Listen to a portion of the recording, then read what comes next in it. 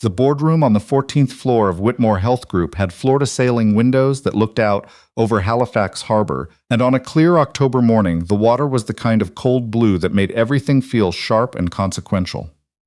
Katherine Whitmore stood at the head of the table in a charcoal blazer she'd owned for 11 years, the one she always wore when she needed to remind herself who she was. She was 42, and she had built this company from a single physiotherapy clinic in Dartmouth into a network of 12 private rehabilitation centers across Atlantic Canada.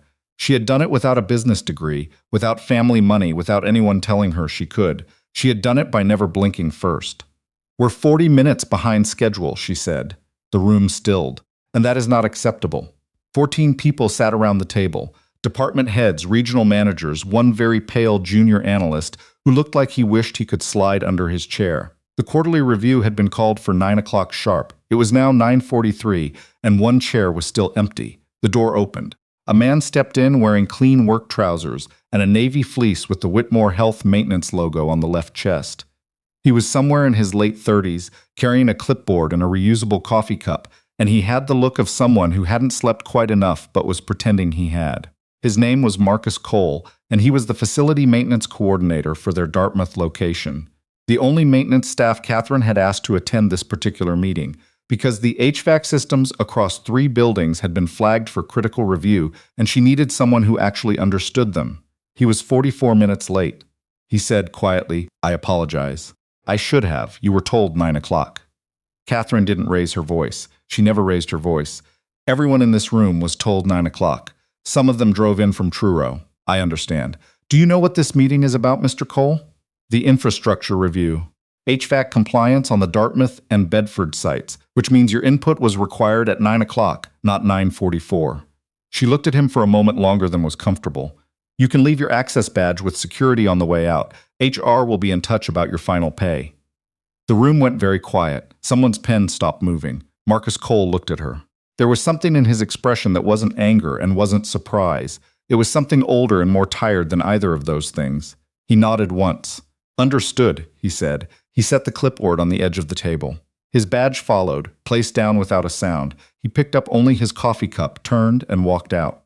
The door closed behind him with the particular softness of someone who refuses to make a scene even when they probably should. Katherine turned back to her team. "Right. The Bedford numbers." Nobody said anything about Marcus Cole for the rest of the meeting. But she noticed that her VP of operations, a steady woman named Frances, kept her eyes on her notes for a long time after the door closed and didn't look up when Katherine began speaking again. Marcus took the elevator down alone. His reflection in the polished steel looked exactly like how he felt, slightly crumpled, 2 days past a shave, carrying something heavy that nobody had asked him about. His phone buzzed. His daughter Bridget. "Did you remember it's early pickup today? 2 p.m. not 3. He typed back, "Already in the calendar, I'll be there." "Bridget, you're the best dad in the whole entire world." "Marcus, you say that until I make you eat broccoli." "Bridget, still true though." He smiled and put his phone away. The lobby of Whitmore Health was all clean lines and the particular quiet of a building that takes itself seriously. A security guard named Tommy, who Marcus had known for 2 years and who always had a thermos of red rose tea on his desk, looked up when he came through. Heading out early, heading out permanently. Marcus handed in his key card. "Take care of yourself, Tom." Tommy winced. "Aw, man." Who was it? Whitmore herself. For what? Being late. Tommy looked like he wanted to say something, but Marcus shook his head slightly and pushed through the front doors. The Halifax waterfront in October had a bite to it, the kind of cold that came off the harbor and found the gap between your collar and your jaw, no matter what you did. Marcus walked 2 blocks to his truck, a 2009 Ford F-150 with a dent above the left wheel well from the winter he'd slid into a snowbank outside the Sobeys on Portland and sat in the driver's seat for a minute without starting the engine. He called his sister Renee. "They let you go?" Whitmore did it herself, in the boardroom, in front of everyone. A pause. "Marcus, I know. Why were you late?" "You're never late," he rubbed his face. Bridget's school called at 8:15. There was a situation. Some older kid had been following her on the walk-in. She was scared. "I had to go down and talk to the principal and file a report with the school resource officer, and by the time I was done, it was 9:20. "You couldn't have explained that?" She didn't ask. Another pause longer. "What are you going to do?" "Pick up Bridget at 2. Figure out the rest after." He drove home to his apartment in Dartmouth. Second floor of a converted Victorian on Ochterlooney Street, the kind of building with radiators that clanked and a front door that stuck in the rain, but good light in the afternoons and a landlord who fixed things without being asked. The apartment was small and orderly in the way that single-parent homes often are. Everything had a place because there wasn't room for things not to have a place. Bridget's drawings were taped to the fridge. Her soccer cleats were by the door. There was a half-finished chapter book on the kitchen table that she'd left open face down, and Marcus gently put a bookmark in it before setting it aside. He sat at the table with his laptop and started looking at postings. Maintenance coordinator, facility manager, handyman contracts. Anything with regular hours and no travel. Anything that let him be on that sidewalk outside École du Carrefour at 2 o'clock. He'd been doing this for 4 years since Miriam died.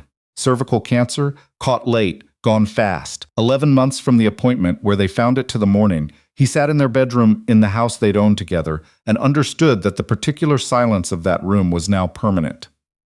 He'd sold the house 6 months later, couldn't afford to keep it, and anyway it held too much of her in every corner. He'd taken the Whitmore job because it had benefits and a fixed schedule. He'd taken it because a 14-year-old couldn't raise herself and someone had to be at the door when she got home. He thought about calling the school back to follow up on the report. He thought about updating his resume. He thought about the way Katherine Whitmore had looked at him in that boardroom. Not cruel exactly, but sealed, like a decision already made in a room he hadn't been invited to. His phone rang. The school. His stomach dropped before he even answered. Katherine Whitmore's afternoon ran the way her afternoons always ran, back to back. A call with their insurance provider about the Bedford site. A budget revision with finance. A conversation with her communications director about the new patient portal rollout that was running 3 weeks behind, which was 3 weeks too many. At 4:15, her assistant Priya knocked. "Your brother called again." Catherine's fingers paused on her keyboard. "What does he want?" He said it's about Sadie. Everything else stopped. Sadie was 11. She lived with Catherine's ex-husband, Neil, in Westphal, and she was Catherine's entire heart walking around outside her body in a pink winter jacket that she refused to zip up even in November. Katherine had every other weekend and 2 evenings a week and approximately 100,000 regrets about the custody arrangement, all of which she had agreed to because 3 years ago she had believed that what Sadie needed was stability and what Catherine's schedule provided was anything but. She picked up her phone and called Neil. "She's okay," he said immediately because he knew her. "But you need to come to the IWK Health Center, the Children's Hospital. What happened? There was an incident after school." "She's okay, Kath. She's okay, but come." She was already reaching for her coat. The drive from downtown Halifax to the IWK took 12 minutes. It felt like it took an hour. Katherine sat in the back of the car. She'd called a cab because she didn't trust herself to drive. With her hands pressed flat against her thighs and thought about the last thing she'd said to Sadie. Last Sunday. Drop off at Neil's. Sadie had been slow getting her backpack out of the car, and Katherine had said, "Come on, sweetheart, I have a call at 7, and then kissed her forehead and driven away. Not "I love you," not "I'll miss you." Just "I have a call at 7. The IWK emergency entrance was bright and full of the specific controlled chaos of a children's hospital on an October afternoon. Katherine went to the desk, gave Sadie's name, and was walked through to a curtained bay where Neil was standing with a police officer, a young woman in a CPD vest with a notepad. "Where is she?" Katherine asked. "Right here, Mom." Sadie's voice came from behind the curtain. Katherine pushed it back and found her daughter sitting up on a hospital gurney with a bandage on her left arm and the slightly dazed look of someone whose adrenaline had recently finished burning off. Her hair was in 2 braids, one of which had mostly escaped. She had a juice box in one hand. Katherine crossed the space in 2 steps and held her daughter so tightly that Sadie made a small sound of protest. "Mom. Ribs. Sorry. Sorry." Katherine pulled back and looked at her, eyes, face, hands. "Are you hurt?" "What's the bandage?" "I fell when I was running. It's just scraped. Tell me what happened," the police officer. "Constable Bridget Fortin," she said, introducing herself, filled in the parts that Sadie couldn't. A man had approached Sadie outside the school near the side exit where kids waited for their rides. He'd claimed to know Katherine, said Katherine had sent him because she was running late. When Sadie had backed away, she'd been taught, Katherine had drilled it into her, "You never go with someone unless I've called you first and given you the word." The man had grabbed her arm. She'd screamed. 3 people had intervened. A woman named Patricia who worked at the after-school program, a delivery driver who'd been parked across the street, and a man who'd been passing on foot. The man on foot, Constable Fortin said, was the one who physically intervened when the suspect wouldn't release the child. There was a brief altercation. The suspect fled. The man stayed with Sadie until we arrived. Who was he? Neil asked. Fortin checked her notes. Marcus Cole. He's being looked at in another bay right now. Some bruising, possibly a cracked rib. He refused transport initially. The name hit Katherine somewhere between her sternum and her throat. Is that, do you know him? Neil was watching her face. He works for me. She stopped. Worked. Sadie told it better than anyone. He was just there, she said.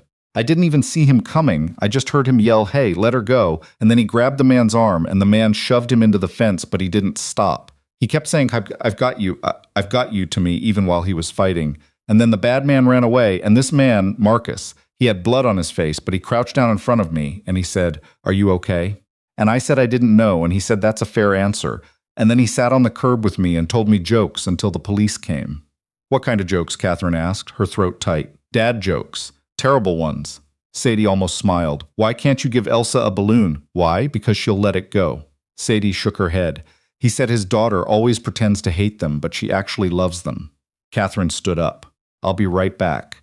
Neil said her name, but she was already through the curtain. She found Constable Fortin in the hallway. Marcus Cole. Which bay? 7, but Ms. Whitmore, he's been through a lot. She was already walking. Bay 7 had its curtain half open. Marcus was sitting on the edge of the gurney in his work clothes, a nurse finishing up with his left side. His face was a mess. A cut above his eyebrow had been closed with steri strips. The bruising across his cheekbone was already going deep purple. He held himself slightly careful, the way people do when their ribs are arguing with them. He looked up when she appeared in the doorway. Neither of them spoke for a moment. The nurse clipped something, said, all set, Mr. Cole, but please, if the breathing gets worse, and then took in the room and quietly stepped past Katherine into the hallway. How is she? Marcus asked. His voice was even. She's okay. Katherine stayed in the doorway because of you. She kept her head. That helped. Marcus, you don't have to do this. I owe you an apology. You don't owe me anything. He reached for his fleece, which was folded on the chair beside him. I'm glad she's safe this morning. Katherine stepped into the bay. You were late because of Bridget's school. There was an incident. He looked up sharply. Constable Fortin mentioned the report you filed this morning. A man following your daughter. She paused. The same man, Marcus. They think it's the same man. Something moved across his face. Not shock. He'd had too many hard years for pure shock, but something colder and more focused. Is she safe? She's at school. Fortin is having someone verify. But yes, Katherine pressed on. If you had told me this morning, if I had asked, would it have mattered? His voice was quiet, not accusatory, genuinely asking. The question sat in the air between them. Katherine wanted to say yes. She wanted to believe she would have heard him out. She thought about the boardroom, about 14 people watching, about the quarterly numbers on the screen, and the particular kind of armor she'd put on that morning along with the 11-year-old blazer. I don't know, she said honestly, and I'm ashamed of that. Marcus looked at her for a long moment. I wasn't going to explain myself to you. I want you to understand that. It wasn't stubbornness. I just knew it wasn't the kind of room where explanations land. You're right. It wasn't. It should be. He stood slowly, one hand pressed to his side. Let me drive you home, Katherine said. I can take the bus. You have a cracked rib and a possible concussion. Please. He studied her face. Then he sighed, the particular sigh of someone who has run out of energy to argue. I need to call Bridget's sitter first. They didn't speak much in the car. The Dartmouth ferry terminal slid past the window, the McDonald Bridge, the familiar scattered lights of the harbor. Your daughter, Katherine said eventually. Bridget. How old? 14, her mother. 4 years ago. Ovarian cancer. He said it plainly, the way you say things that have had time to settle into the shape of facts. We were here 7 years before she got sick. Came from Moncton originally. Katherine watched the water. I'm sorry. Thank you. A pause. Your daughter seems tough. She is. Tougher than me, probably. Kids usually are. They pulled up in front of the Victorian on Ochterlooney. Marcus reached for the door handle. I want to give you your job back, Katherine said. He stopped. More than your job. There's a facilities management director position that's been posted for 6 weeks. I keep interviewing people who know the theory but haven't touched a wrench in 10 years. You know both. Adolf Ems Whitmore. Katherine. He turned slightly. I appreciate what you're trying to do, but I'd rather you didn't do it out of guilt. It's not guilt. Then what is it? She thought about it. Correction. I made a wrong call this morning with incomplete information and without the basic courtesy of asking a question first. I'd like to correct it.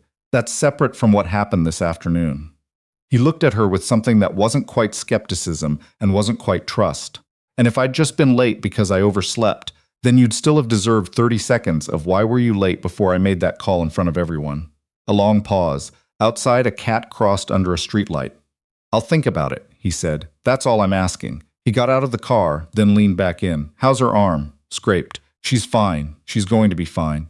He nodded once and went inside. Katherine didn't go back to the office. She went to Neil's house in Westfall, where Sadie was on the couch in her pajamas eating toast and watching a nature documentary about migratory birds. Mom. Sadie looked surprised. It's a Tuesday, I know. Katherine sat down beside her. I wanted to see you.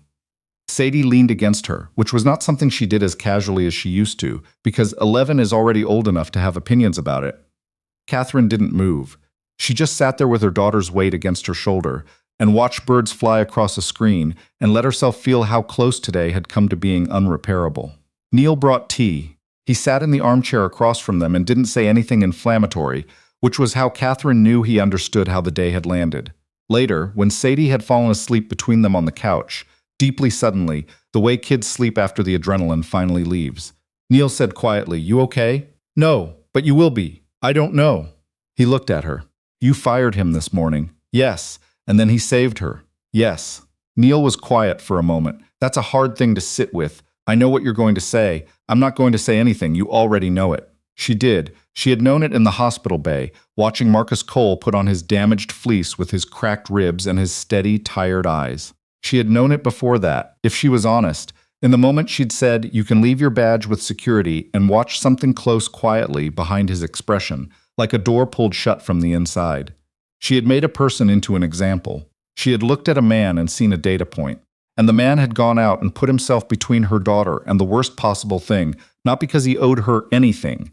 He owed her nothing, but because a child was in danger and he was there.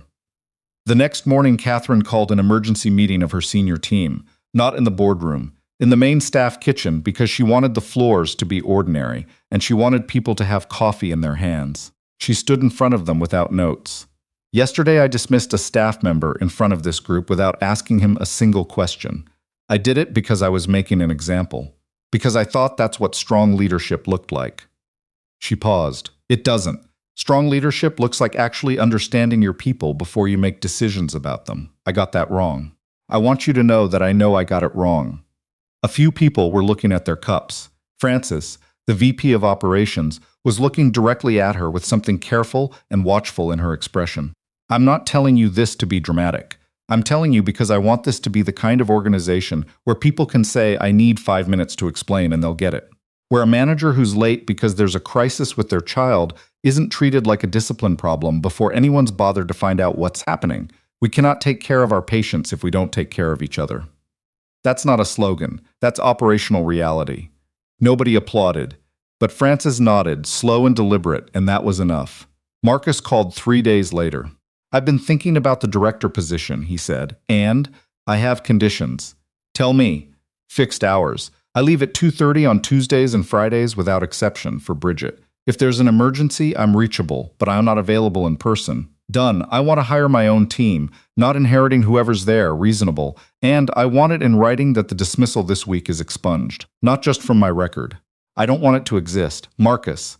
That's not about pride. It's because if anyone looks into my employment history and sees a termination for cause that can't be explained, it affects the next thing after this. Whatever that is. Done, she said. All of it. A pause. Okay, I'll take the job. She exhaled. Good. And Marcus, you don't have to keep apologizing. I know. I just want to say one more thing. What you did for Sadie. The jokes. Staying with her on the curb. Her throat tightened slightly. She told me you said that's a fair answer when she said she didn't know if she was okay. She keeps talking about that. A beat of silence. Bridget says that to me sometimes. When I ask her how she's doing and she doesn't know yet, I told her it was always an okay answer. His voice shifted, just barely. I guess it stuck. November became December. Marcus started on the first Monday of the month and spent his first 2 weeks doing what he always did when he walked into a building, learning its bones, where the pressure dropped, where the seals were going, what had been patched instead of fixed, and was now waiting to become someone's emergency. He wrote reports that were thorough and unflattering and completely accurate, and Katherine read every one of them. They developed a habit of crossing paths at the coffee station on the 11th floor around 8:30 before either of them got pulled into the machinery of the day. It wasn't planned. It just happened enough times that it started to feel like a thing. Bridget asked about Sadie again, he said one morning. Katherine poured coffee. Sadie keeps asking if the girl from the park, she means the hospital, if she can write to her. Bridget would like that. I'll ask if she wants to send something first. My daughter's going to want to email. She thinks letters are a senior citizen activity. Sadie still uses stickers on envelopes. They'd balance each other out. He almost smiled. It was becoming a more common thing, that almost. Sadie's letter came first. 3 pages, written in green ink with small drawings in the margins. A cat, a bird, a cartoon of someone falling off a curb that Sadie assured Katherine was meant to be funny and not disrespectful. She mailed it herself from the post office near Neil's house on a Saturday morning, pressing the envelope into the slot with a solemnity that suggested she understood it mattered. Bridget's reply came back in 4 days. It was typed and printed. I told you, Marcus said, and ran to a page and a half and contained the line, my dad says you were really brave, and I think he would know because he does brave stuff by accident sometimes, which made Katherine have to set the paper down for a second and look at the ceiling. The girls started emailing weekly. In early January, Constable Fortin called Katherine to let her know the man, whose name was now public, Aaron Pelletier, with a record that went back 7 years and across 3 provinces, had been arrested outside a school in Moncton. He was in custody. Between Bridget's report and the security footage from outside Sadie's school and 3 other witnesses, the case was solid. Katherine texted Marcus the news. He responded, "Good. Thank you for telling me." Then, a minute later, Bridget doesn't know about the connection, that the man at her school was the same one. I've been thinking about whether to tell her. Katherine thought about it. What does your gut say? That she's 14 and she's going to want to understand what happened.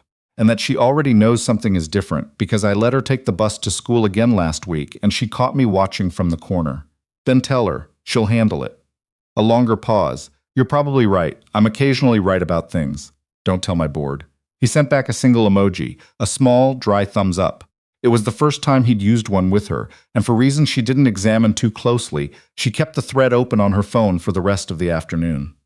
February brought the kind of Halifax winter that made you question your choices. Ice on every surface. The harbor going gray and mean.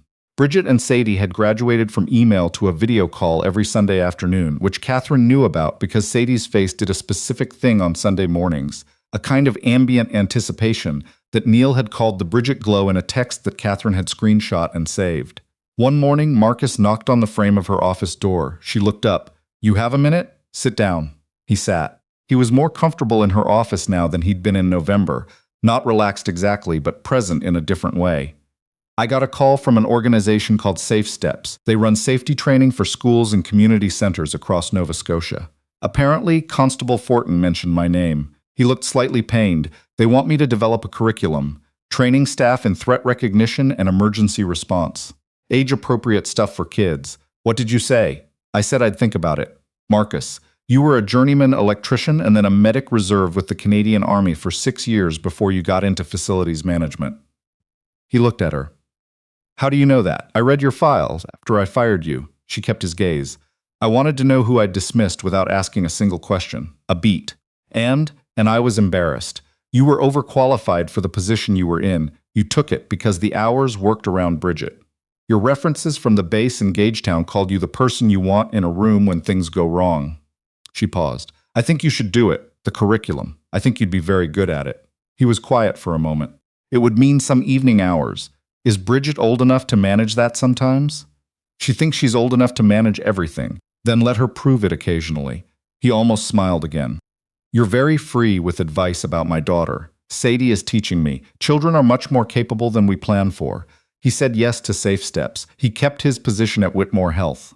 By March, he was running 2 Saturday training sessions a month at community centers in Dartmouth and Sackville, teaching school support staff how to read a situation, how to position themselves, how to stay calm in the seconds before things happen. Katherine went to one of the sessions, not to check on him, just because she wanted to see it. She stood at the back of the room and watched him work and understood immediately why the base in Gagetown had used the word presence. He had the particular quality of making everyone in the room feel like the information mattered, like they were capable of using it, like their attention was being respected rather than managed.